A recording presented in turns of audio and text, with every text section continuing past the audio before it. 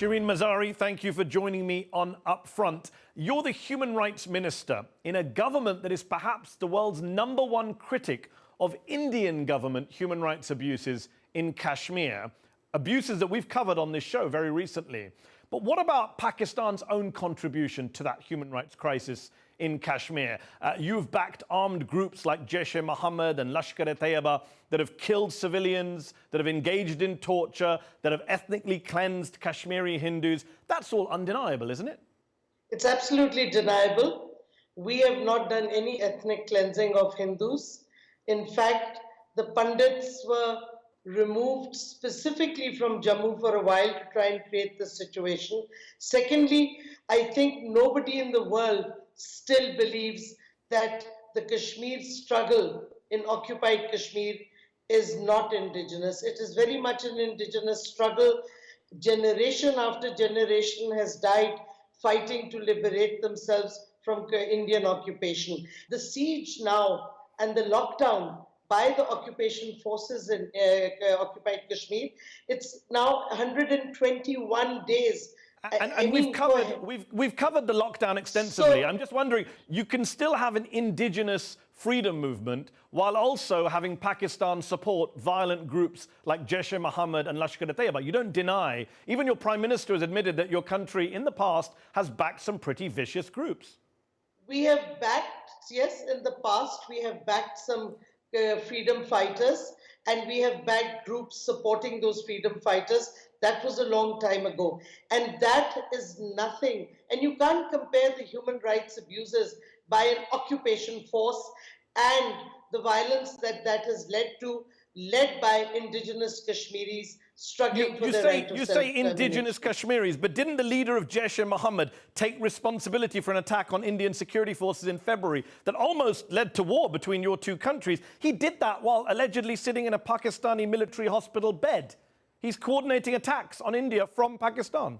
You know very well that the Pulwama attack was a false flag operation deliberately to try and drag Pakistan into what India had already planned, which was, of course, the lockdown, the annexation on 5th of August of occupied Jammu and Kashmir. And we know that India was going to do this illegal action, and the Indians wanted to detract attention. And they still have not really established who was behind the Pulwama attack. We have asked them for evidence. You say false flag, but the UN committee which blacklists terror groups blacklisted Jaish-e-Muhammad earlier this year, or tried to blacklist the group earlier this year. You know that they've claimed responsibility for that attack. And you also know that the Financial Action Taskforce, which is one of the world's leading global financial watchdogs based in Paris, has said repeatedly this year that your government, it's not just the past, your government today is not doing enough to curb terrorism financing and money laundering inside of Pakistan. That's what the Financial Action Taskforce says. Are they wrong? We are complying with most of the demands of the Financial Action Taskforce, but you also know very well that one of the members of the FATF is India. And so we are having this serious problem, and we have protested and objected to India's presence because that politicizes what should not be a political issue. And our government is not only compliant, we are supporting, we are trying to improve our sort of You structures. say improve and comply. They say you've only complied with 5 of the 27 action items they've asked you to take on terrorism and money laundering. Let's just talk about Kashmiri independence. You talk about Kashmir freedom, occupation. Okay, yes. Okay, please briefly respond to that. The Financial Action Task Force has not moved Pakistan away from the grey area. We are cooperating with them. They have accepted that. And I think the general impression is that despite India's political attempts, we will be coming out of this quagmire of the FATF. You mentioned indigenous freedom movement in Kashmir, but it's not as if your government, Pakistan, is offering Kashmiris freedom, is it? In Pakistani-administered Kashmir, known as Azad Kashmir in your country, which means free or independent Kashmir, the politicians are forced to sign a declaration there saying, quote, I solemnly declare that I believe in the ideology of Pakistan, the ideology of the state's accession to Pakistan, and the integrity and sovereignty of Pakistan. That doesn't sound like freedom or independence for the Kashmiris there. They're locked into your country and your government. Listen, this is the part of Kashmir that liberated itself from Indian occupation and declared that it was going to link up with Pakistan. One, it is not an occupied territory. If you compare, read But it's international not free humanitarian either, is law, it? It's not free. It's not they independent. have their, they have their parliament, they have their elections, and if it's part of their constitution to sign this declaration. And we have said, in fact, we have not even formalized our border with China. The 1963 border agreement between Pakistan and China clearly declared that the final settlement would be after the issue of Kashmir is resolved. So we have recognized. So just to be clear, are you offering Kashmiris independence? Yes or no? Is the Pakistani government offering Kashmiris independence? We are offering them. We have said we will support whatever they want, but we need to have the plebiscite under the UN supervision. But the UN's plebiscite, as you know, Shireen Mazari, the UN plebiscite does not have an independence question on it. It says join India or Pakistan. I'm answering. Would you add a question on independence? But we are very clear. We will give them the right of plebiscite, and if they want to include that choice as well, if the Kashmiris want it, we have no issue. But give them the right to the plebiscite and self-determination. Okay. The Indian government says you have no credibility when it comes to criticizing their actions in Kashmir, given your own actions in Balochistan, your country's biggest province, where the Pakistani government has dealt with a decades-long insurgency by killing, abducting, torturing thousands of people, even today. Listen, India knows, one, that Indian-occupied Kashmir is an internationally recognized dispute between India and Pakistan on the UN Security Council agenda. So one, Balochistan is an integral part of Pakistan. Secondly, we have an elected government in Balochistan. The province makes its choices. So there's absolutely no comparison. And India You say absolutely no comparison. First of all, you say it's an integral part of our country. That's exactly what India says. You blame India for supporting Balochi insurgents. That's what India says about Pakistan and Kashmir. And just, sorry, on the facts, the Voice of Baloch Missing Persons organization, you must know it, the VBMP, they say that since 1948, Pakistan has, quote, been killing people and throwing dead bodies. They say 45,000 people have been killed or abducted by Pakistani security forces. Those are Pakistani citizens saying this, by the way.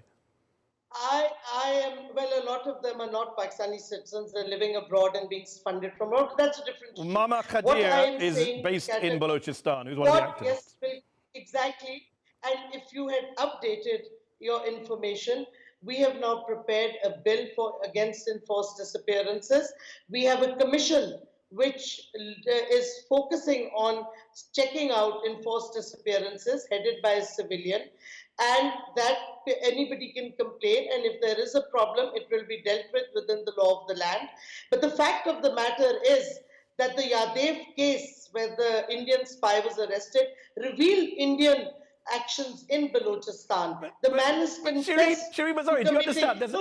But do you understand how this sounds to a global audience watching this? They hear an Indian politician come on this show a few weeks ago and say, Pakistan is behind everything bad in Kashmir. Then they hear you come on this show and say, India is behind everything that is bad in Balochistan. It's a mirror image.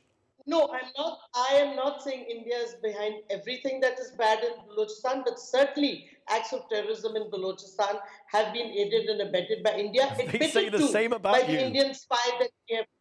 No, I'm talking about Yadev, but what you're not understanding, or the world, if they don't want to, it's different. Occupied Kashmir is recognized as an occupied, disputed territory. It's recognized as a disputed territory, not as an occupied territory by the UN. Just to be clear. Balochistan is not a disputed territory between India and Pakistan. But it is a place where, as you yourself say, there are enforced disappearances. You told me a moment ago that you're passing a bill to stop enforced disappearances, which suggests that you know that there are enforced disappearances going on there. I am not That's a human rights abuse, and you're the human rights minister. And that is what I'm saying. I'm not referring only to Balochistan. Of course, there have been cases of enforced disappearances. I'm not denying that. We've had military rule also. And therefore, we've had these incidences. But we recognize it, and we are dealing with it. And we have institutions where you can go and complain. And what I'm trying to say is there's a basic difference between an occupied territory recognized you made that point. You made that point. I get it. So there is no comparison. There are lots of other things I can discuss about India. Okay, well, we're going to run out of time, and we're not here to talk about India, we're here to talk about Pakistan. Just sticking with your portfolio, which is human rights. A lot of people around the world look at Pakistan's pretty draconian and barbaric blasphemy laws. It's something I discussed with Imran Khan when he was on this show a couple of years ago. Some Pakistani politicians have tried to change them. They got killed for speaking out against your blasphemy laws. Do you understand why those laws leave religious minorities in your country, like Christians and Shias and Hindus and Ahmadis, feeling still persecuted, demonized, targeted, harassed? Excuse me. First, Shias are not a minority. We are Muslims. I'm a Shia myself, and I'm part of the Muslim population of Pakistan. So at least let's be clear on when we talk about minorities, you're But the Shia community is an oppressed minority community in Pakistan. Not at all. Not at all. Absolutely. Really, there haven't been killings of Shia professionals. No. There haven't been disappearances of Hazara Shias in Balochistan. There hasn't been a sectarian campaign of hate. There haven't been suicide bomb attacks in Shia mosques. We've just imagined all that. There has been sectarian violence against both sects, one attacking the other. But to say that the Shias are a minority is factually incorrect. We are Muslim citizens and we are not in the minority. Coming now to the non-Muslim citizens, yes, there have been problems, but now the Supreme Court has set a very good precedence that false accusations on blasphemy charges will be punishable, and those who do it will be punishable. And for the first time, just to bring you up to date, a blasphemy case was registered against Muslims who tried to destroy a Hindu temple in Sindh. So, I mean, there are issues. We are learning to deal with it. And by the way, we are one of the few countries of the world where our minorities, non-Muslim citizens, have their own personal laws. We have the Hindu Marriage and Divorce Act. So what I'm saying is, there are things happening in You have, of course, the Ahmadis who are in a tricky situation because you say they're not Muslims. They say they are Muslims. Here's what an Ahmadi spokesman said this year under your government. He said, Ahmadis have no religious freedoms in Pakistan, and recent actions taken by the authorities mean that the situation is going to deteriorate further and make it impossible for Ahmadis to carry on with their everyday lives. That was just 6-7 months ago under your government. Let me listen. The Ahmadis, according to our constitution now, are non-Muslims. They have every right to come into politics, to contest elections on non-Muslim seats. They have every right to practice their religion.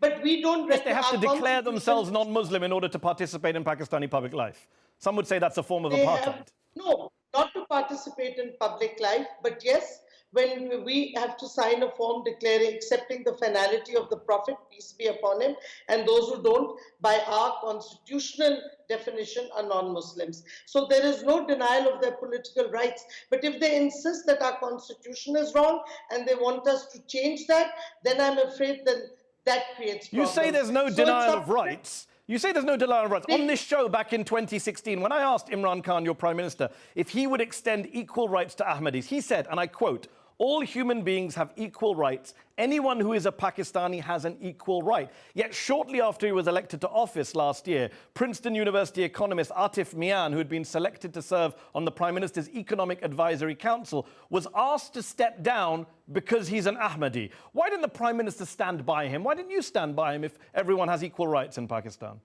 He was not in Pakistan, he was in the US. So let's be very clear.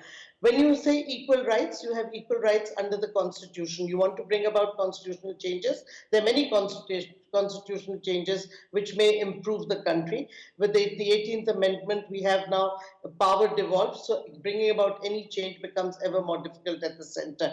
But I agree the Atif Mia case was unfortunate, and there was a lot of debate. Unfortunate or discriminatory? Essentially, no, I think that it is the choice of the government finally, but I think that it should have been dealt with in a better way. And the fact of the matter is that it should not have been done in the way it was done. If you knew it would become controversial, we should never have taken that decision in the first place. The gentleman is not in Pakistan, he's been living in the States, so it's not that he was being denied a right to be part of the government in Pakistan. He was being asked to be an advisor, and I think that it would have been good because he's one of the leading economists. Okay, but he was targeted because he was Ahmadi. No, the controversy was created needlessly, and I think that it could have been handled better. But he was not denied any right because A, he was being asked to come as an advisor on a sort of pro bono capacity. Shireen Mazari, thank you so much for joining me on Upfront. Thank you.